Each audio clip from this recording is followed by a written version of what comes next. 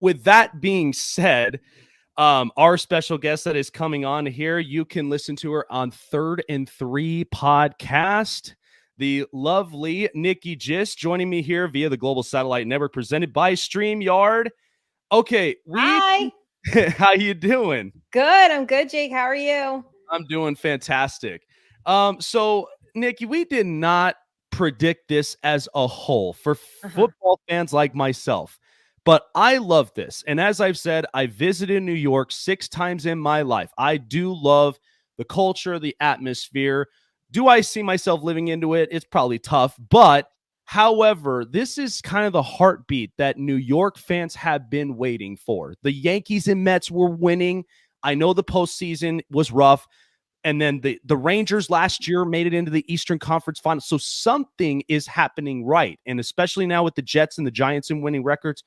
From what you've seen from the Giants, what really stood out to you this year that out of all the seasons that the Giants have gone through, what makes this year special? Yeah. So nobody predicted this except I did. In the summer, I said that the Giants would win at least 9 games, and everybody called me crazy. I said the NFC East is going to turn it around this year and become one of the better leagues or better divisions in the league. And I so far was right about that. So I covered training camp for Jersey Sporting News. So I was at camp all summer with the team watching the Giants. And the first thing that I noticed was that Brian Daboll's different, right? Like I noticed the culture change immediately. As soon as you walk in that building, it was a different feel. And I just thought, this is the guy. This is the dude. He's going to turn it around. And everybody has bought in. All the players have bought in. So, I feel like sometimes people think you can just throw a coach on a team and hope for the best. And you look at the Giants the past 8, 9, 10 years, it hasn't really worked out, right? We've gone through 3 different coaches in 4 years, a lot of turnover. And that's why I feel like you can't fully evaluate Daniel Jones, right? I mean, it's a new offense for every year that he's been here. So I just knew right away, Brian Daboll's different. This culture is different. And this is going to be a turnaround year for them. Yeah, and you got to think he's coming off of from a great quarterback in Josh Allen to where he's now dealing with a lot of the different mechanics of Daniel Jones. Now, I'll be honest, there are some limitations to Daniel Jones's game that, like New York fans, they either love it or sometimes it kind of drives them nuts. But if they're working with what they've got right now, they've looked like they're a perfect situational team. Like they're not afraid of whether they're trailing or they're keeping a lead, but whatever works, they're going to do whatever it takes to win those games by the time clock's out. So with that being said, I mean, we're seeing Saquon Barkley, and I've looked at this. I'm like, this is the healthiest that he's ever been.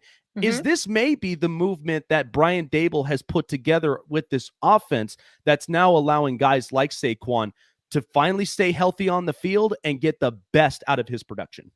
Yeah. And, for Saquon, he had told us, a lot. Every time he went to the podium, he was frustrated. Right. And we heard him on his, that podcast, right. He did that guest spot and he was just like, man, F the noise, this, that. But he did clarify that he was not upset with the media. He was not upset, at the fans. He was upset with himself, right? He was frustrated. He's trying to rehab. He's trying to get back. And man, I tell you, when I saw him take the field, I was like, this dude is back, right? The explosiveness is back. The quickness is back. That lateral run was there, but hey, for the first time in a long time, this offensive line was opening up holes for him. So yes, it was a combination of what Brian Daboll's putting into place, Saquon getting himself in a really healthy spot. He said mentally he wasn't in a great spot, but this year, this is the best that he's ever felt. Yeah, I couldn't have agreed more. And the fact that watching him at the very beginning from Penn State, I knew for a fact that he was going to be an elite runner. I mean, with the workouts that he does, is just absolutely insane. And they're crazy. But it does speak a lot of keeping yourself healthy and keeping yourself to a consistent degree to where you are being productive up on the field. And I know with the last 3 head coaches, they probably just didn't end up utilizing it the right way possible. And that's where it was driving Giants fans nuts. And I can get that. And my big thing is because, like I mentioned before, out of the 10 seasons the Giants have been playing, they've only had one winning season. So it's like, does this kind of look like that the ownership, the actual organization, they evaluated the previous 10 seasons? And what was kind of the thought process? I mean, they had to have gone on and said, this is embarrassing. We're a big city. We cannot allow this to happen, especially with our fan bases and how New York is. Listen, New York, they're enthusiastic, but they're also somebody that they can rip into you when they don't see the production's going right and they don't see the results. So could this be like this organization, they spotted it and they said, we need a change? What did you think of that? Yeah, this is a rough area, I'll tell you. Listen, we're not as rough as Philly, right? I mean, they come out and go 3 and out. They're like throwing stuff on the field already. But we had years of losing and you get tired of it, right? And John Mara finally came out and said, we did not help Daniel Jones, right? We have not addressed the offensive line. We have not given him any tools to succeed. Without revealing any sources or too much inside information. I do know there was a little bit of an internal struggle with ownership, but they eventually came to, the agreement that, yeah, we need to do something here. The fans aren't going to take it anymore. And honestly, like, then what am I buying season tickets for? What am I even spending all this money to go to a game for, right? It's about $1,000. I'm sitting in the turnpike in traffic. Like, it's just, and listen, it's not a great stadium. I don't know if you ever been to MetLife. I know I've heard some things about redone. MetLife. It's pretty bad. So the ask from the fans with a horrible product on the field, it wasn't gonna fly anymore. He did finally acknowledge, hey, we have to put some pieces in place. So I give them credit for finally doing that, because for a long time they ignored that offensive line. And if you don't have an offensive line, I don't know what you think you're going to do. So. Right. No, absolutely. Nikki Gist from the 33 podcast joining me here on the show. So let's talk about the rookies. I mean, Kayvon Thibodeaux, like I knew he was going to be something coming out of Oregon, but I mean, you got to think it's kind of funny. I watched Justin Herbert. I personally am a Charger fan, and I know watching from a college standpoint from out in Oregon, I mean, it's, you kind of get all these small town types of things. Then when you go into a big city like New York or like Los Angeles, I mean, the press is all there in your face. Yeah. And there's high expectations from the fan base. What have you seen from Kayvon Thibodeaux this year that you knew that this was exactly the star pass rusher that the Giants needed to put pressure against opposing offenses?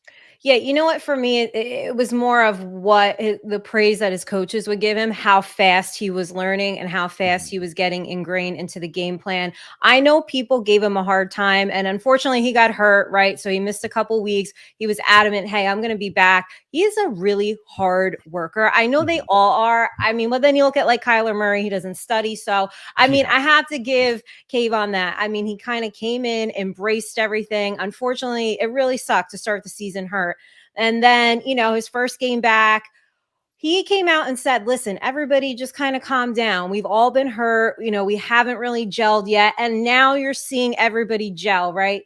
He's definitely one of the leaders on that team. So again, I kept saying to everybody, relax. He's going to be fine. This kid is a beast. He's going to be fine. And I think he's just going to keep maturing, week after week after week, little things. But for him, again, he really embraced it. He embraced the media and just kind of everybody chill out, give us a chance to gel and all get together on the field healthy. Because that hadn't happened until like week 4 or 5. And you got to think they do have a really good mixture of some young players that are up and coming that they're starting to really gel. There's a good mixture of veterans. I mean, Dexter Lawrence and Leonard Williams, and plus two. I was kind of happy of the fact that Landon Collins came back, because first of all, why even leave at that first, like the first chance you get? Because I knew productively in that secondary, he was going to be an issue for the offense.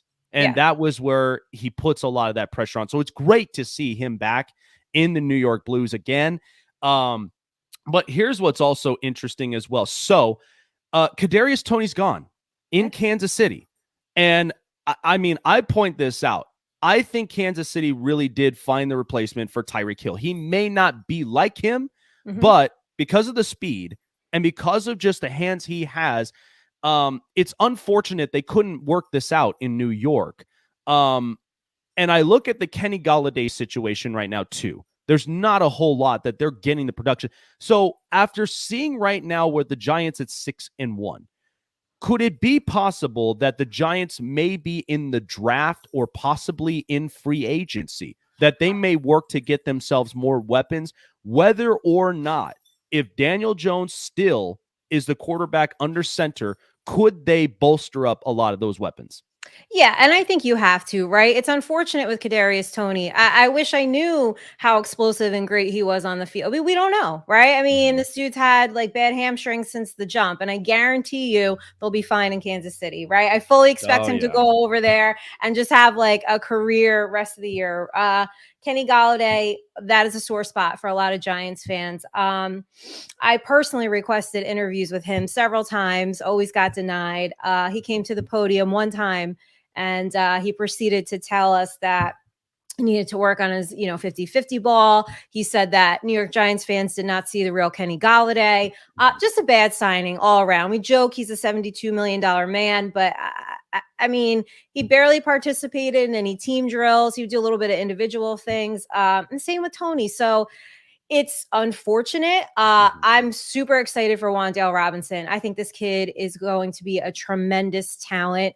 So it's so great to see him get on the field. But I think, if you're the Giants, listen, this is an area of concern. You have to get this wide receiver position solidified. I mean, look at Richie James. I honestly didn't think this kid would make the team because he couldn't catch anything. I mean, he still can't. But so Daniel Jones is out there doing a lot. There's weeks where it's just Daniel Jones and Saquon Barkley and, Slay's catching a big play once in a while. So you've got to address the wide receiver situation. Absolutely. I do hear that maybe they might be in the run for Brandon Cooks. I'm not sure. He's $18 million guaranteed. So that's a lot. Looks like the Rams, the Giants, and possibly the Vikings might make a run at him. So we'll see.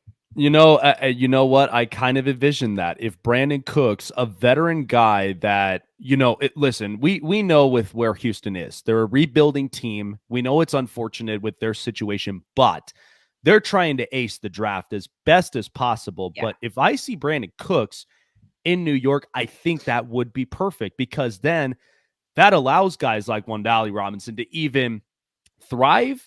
And then at the same time, others would follow him as well, even Darius Slayton. And so I kind of like that because that then recovers from the Kadarius Toney thing. And then wherever you decide with, Kenny Golladay in the end, whether it's getting rid of just that contract and selling him off to a different team, which I honestly think teams that could really get the best of his production, because I don't want to say this, but anytime you get a player from Detroit, it almost feels like, is it going to click or does this kind of feel like damaged goods? Because we know with how Detroit is, it just does not look the same. No. But yeah, so the energy of New York, I mean, I've seen it before firsthand. Like my first ever New York game, I was 6 years old and I went and saw the Yankees play the A's. And there was nothing like it where I watched Jim Abbott, a left-handed pitcher, just do his stuff. This has got to feel great for New York all the way around. The teams are winning. We know the postseason will come at some point. But as far as the Giants and the Jets are concerned, maybe touching a little bit up on the Jets side of things, I don't know if Zach Wilson is the guy. There's still a lot more evaluations. But as far as it goes for both these coaches, I mean, this has to feel great for New York all around. And I'm sure you probably hear the heckles of the Jets fans at times. Yeah. But does it feel like now New York's juice has finally came back now in this town? Like, because listen, if they ain't winning, here's what's terrible. They'll rip about their teams, honestly. And we know being down in time, down in Manhattan, especially when you got JP Morgan, all the everybody's all hating on the dogs down there. Yeah. And so it's like, you got to have something to look forward to. So does this really, really do feel great for New York fans? It does feel great. It really does. And not just coming as a Giants fan. Listen, I need my Knicks to, let's get it together a little bit here. And then that would be fantastic. That will only happen. And honestly, unless James Dolan, for God's sake, sell the team, please. I agree. I mean, he has got to be the worst in all of sports. He's got to be the worst owner. I can't stand this guy. No one can, but that's for another show. But in terms of Jets, Giants, listen, I think a lot of people, if you look back to preseason, would you have said that these teams would have been rocking? Would you have said that Geno Smith and Daniel Jones are balling out and this is the game of the week? I agree with you there. It's not just because I'm being a homer. God knows I've been super critical of the Giants for a very long time. Oh, sure. But the Jets fans, listen, I don't like everybody coming out of the woodwork now. You know that, right? Like all of a sudden we have these fans that, where were you the past 10 years? Where were you through the suffering? Then you can enjoy it. But Jets fans do that a lot. They all of a sudden they pop up out of nowhere. But it does feel good. It feels like finally we have something to look forward to. Hey, you know what? Every year the season's been over before Halloween. So it's like, wow, we have a shot. That's all you can ask, right? For every year, just put us in position to give us a shot. And for both teams we're there. I don't know if Zach Wilson's the guy, but you know what? He got me like 35 fantasy points last week, so I'm cool with it for now. Oh, absolutely. And like I said, this is a great thing for New York, especially a big-time city. I mean, you wouldn't see this in Los Angeles, and you would not see this in Vegas. But in New York, of all places, you either are succeeding or you're getting a lot of the rip from media. But you get out. Exactly. But real quick before letting you go. Yeah. So apparently the NFC East does not feel like the least anymore. Yes. So the Eagles, their formula is working.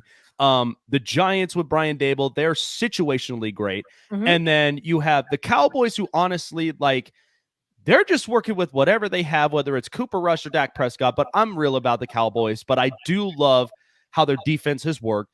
And then look, Washington is Washington, but at the same time, with as tough as this division is getting, I know we're in week 8, but is that a possibility that the Giants slowly creeping in could get themselves into the playoff picture? Absolutely. I think at some point we have to look at the Giants and say, hey, they're a credible team here. I understand the jokes are the worst when we were 4-1, 5-1, but at what point you beat Green Bay, you beat the Ravens. I mean, you don't beat back-to-back MVPs and then say, oh, this team just got lucky. Sure. Do penalties go your way? We all understand football like that, but there's something to be said about having a coach to coach a team up, and they're playing great situational football, not turning the ball over. They're not making mistakes, and they're capitalizing off mistakes of the other team. So I think, you have to give the Giants a chance to say they could make the postseason. Could the East send all 3? I think that's a possibility. Who else in the NFC is really... I don't know. I mean, it's not like that conference is wide open. It really is. It's not like Green Bay's a juggernaut. I mean, I think Minnesota's... want to talk about a fake 5-1 team, whatever they are. I mean, I don't know that, they're really legit. So I think you have to consider the NFC East as legit contenders. And maybe, hey, don't count out the Commanders. It seems like they got something with T. Henny over there. It's like he takes over and kind of all of a sudden, their juices start flowing. So it's definitely a division to watch going forward. Absolutely. And it's funny when you made the point about the Jets, because honestly, my fiance would say the same thing, and she's born and raised in Colorado. And when the Avalanche won the Stanley Cup, here came her timeline feed on Facebook. And it's like, where were you guys from the last 20 years when Peter Forsberg and Joe Sakic won the Stanley Cup? Now you all rise up from the grave because Nathan McKinnon's great. It's like, sometimes fan bases, you got to love them, because sometimes it's like they're either very hyped up or at times they can be ruthless, but you got to love it because it's all energy. It's all emotions. But this is a great look for New York, and I'm very happy of it. Nikki, this was great. I know we've been trying to schedule all this out, and finally we make it happen. For a while. Yes. So with all of our fans here watching and listening, where can people find you to get more of your content? Yeah, so you guys can find me on all social media platforms. That's Twitter, Instagram, Facebook, and TikTok. It's at Nikki Nick 9384. So a couple of my podcasts. So Tuesday night, 8 o'clock is New York Giants Rush. If you want more Giants content, and we really kind of go into depth there, that's the place to be. It's the Giants guys on YouTube. Wednesday nights is Third and Three podcast at 7 o'clock, and we stream live to Facebook. And then in about an hour, 11:30 Eastern time, is Channel Side Bets on YouTube. So that's your daily fantasy picking against the spread. And I got to change it to a Halloween costume because I lost. So if you're looking for a show to watch at 11:30 and you want to see what wig I have to wear, hop on over there. Well, there you go. Make sure you guys do tune in. And yeah, I feel you on that, especially when it comes to those bets. There's none like it. Yeah. I know that feeling for sure. But thank you so much, Nikki, and I appreciate it. I would love to do this again. Absolutely. Have an amazing weekend. And honestly, like I said, I'm watching that game today. I think that's the game of the week. So hopefully we'll see those Giants get a gigantic win today. I hope so. Thanks, Jake. I appreciate it. You betcha. Well, there you go. Nikki Gist there from the Third and Three podcast. Absolutely amazing. And listen, I do want to say this. I do think for a lot of the women in the sports industry, they are making a killing. And I'm all for it. I love it. But she does point out a lot of really good things. The fact that Brian Daboll out of the gate, he was changing a lot of what the identity of what the team does. And I think this is great. And the fact that, yes, Kadarius Toney, a tough loss for them, but they're opening up for other options. And I do think this would be a good thing. And I'm glad that she even mentioned about the Brandon Cooks thing, because I could literally see that if Brandon Cooks came to New York, Wandale Robinson and Darius Slayton and a lot of these receivers, I mean, however they handle Kenny Golladay is going to be one thing. But I do like envisioning that. I think with having that veteran receiver, all the rest of them, the youngsters, they will be able to get on the right page. And I think that would be the best thing for them. And because, again, Brian Daboll, he is an absolute hit of a head coach, probably a head coach of the year. Daniel Jones, he has limitations, but as long as Daboll is able to coach him right and get him in those scenarios and situations and thrive in them, it'll be better. But it's like they're all utilizing exactly what they've got. But I do want to